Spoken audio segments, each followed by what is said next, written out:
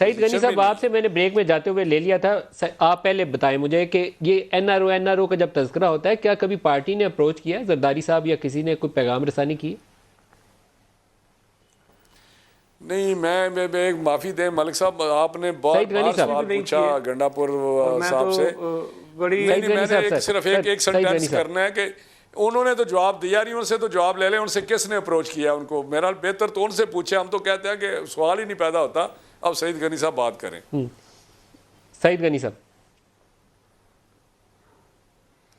دیکھیں، ایک تو ملک صاحب مجھے بڑی حیرت ہوئی، مجھے نہیں پتا کہ گنڈا پور صاحب جو ٹی وی پہ بیٹھے ہیں تو وہ کوئی کسی اور ملک کے شہریوں کو سنا رہے ہیں، کیا کر رہے ہیں؟ یہ کہہ رہے ہیں کہ نیب خود مختار ادارہ ہے اور ہمارا کوئی اس کے اندر عمل دخل نہیں ہے۔ چیئرمین نیب نے ایک انٹرویو دیا تھا جاوید چوہدری صاحب کو، اس میں انہوں نے خود کہا کہ حکومت کے کئی وزراء کے ہمارے پاس چیزیں موجود ہیں، لیکن اگر ہم ان کے خلاف کارروائی کریں گے تو 10 دن میں یہ حکومت گر جائے گی۔ یہ چیئرمین نیب نے کہا ہے، میں نے نہیں کہا۔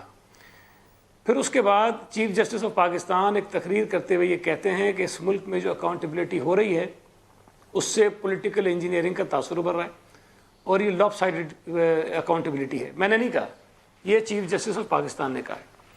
اچھا مجھے ایک بات بتائیں، آصف علی زرداری اور فریال ڈار صاحب گرفتار ہو جاتے ہیں اس بات پر کہ جی وہ جو ایک فیک اکاؤنٹس کا کیس چل رہا ہے، ان فیک اکاؤنٹس میں سے 1.5 کروڑ روپے کی پیمنٹ آئی ہے زرداری گروپ آف کمپنی کے اکاؤنٹ میں، اور وہ پھر بعد میں اکاؤنٹ سیٹل بھی ہو گئے تھے، لیکن بہرحال یہ پیسے آئے اس لیے جو ہے ان کو گرفتار کر لیں۔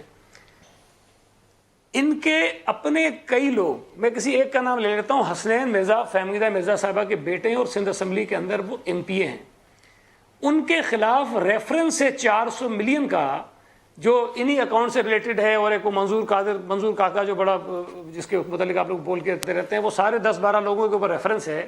حسنین مرزا کا اس کے اندر نام ہے، 40 کروڑ روپے لینے کا اس کے اوپر الزام ہے، ریفرنس فائل ہوا ہے۔ اس نے ضمانت بھی نہیں کرائی، اس کو گرفتار بھی نہیں کرتے ہیں۔ اب یہ کہہ رہے تھے کہ بلاول صاحب نواز شریف صاحب کو یہ کہتے ہیں اور نواز شریف صاحب یہ کہتے ہیں۔ پرویز الہی کو پنجاب کا سب سے بڑا ڈاکو کس نے کہا تھا؟ پرویز الہی کو۔ کی بات ہے یہ مرزا صاحب کے متعلق جو باتیں تھی وہ کس نے کہی تھی؟ آج پیپل کوئی معلومات بھی ساتھ دیں نا، یہ پرانی پینڈنگ انکوائری ہے کب کی حسنین مرزا کا، حسنین مرزا کا جی ابھی